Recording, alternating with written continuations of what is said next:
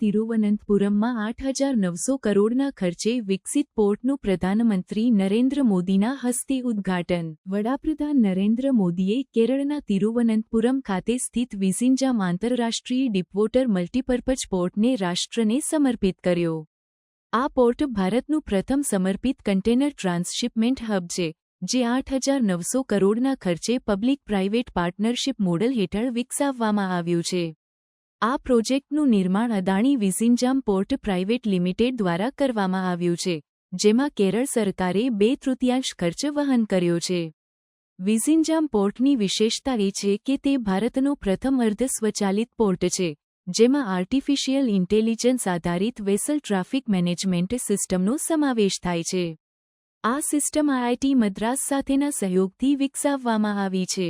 પોર્ટની કુદરતી ઊંડાઈ લગભગ 20 મીટર છે અને તે આંતરરાષ્ટ્રીય શિપિંગ રૂટથી માત્ર 10 નોટિકલ માઇલ દૂર છે, જે તેને મોટા કન્ટેનર જહાજો માટે આદર્શ બનાવે છે. આ પોર્ટના ઉદ્ઘાટન સાથે કેરળને વૈશ્વિક મેરીટાઈમ નકશા પર સ્થાન મળ્યું છે.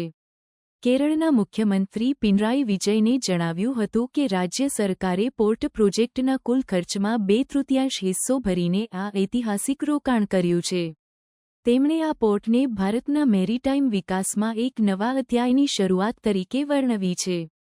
વિઝિન્જામ પોર્ટના પ્રથમ તબક્કામાં 1,020,000 ફૂટ ઇક્વિવેલેન્ટ યુનિટ કન્ટેનર હેન્ડલ કરવાની ક્ષમતા છે, જે આગામી તબક્કાઓમાં વધારીને 3,020,000 ફૂટ ઇક્વિવેલેન્ટ યુનિટ સુધી પહોંચાડવાની યોજના છે.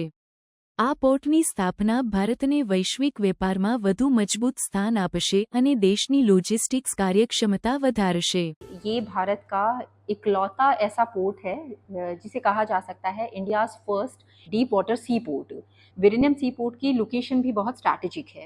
सारे मेजर इंटरनेशनल भारत के आसपास वाले मेजर इंटरनेशनल रूट्स के बहुत नज़दीक होने के कारण हमारे श्रीलंका के कोलंबो पोर्ट से भी काफ़ी अच्छी सुविधाएं प्रदान करेगा और सप्लायर्स को कॉस्ट बेनिफिट मिलने के कारण इसका केरल की इकोनॉमी पे भी और पूरे भारत की इकोनॉमी पे अच्छा ज़बरदस्त प्रभाव पड़ने वाला है.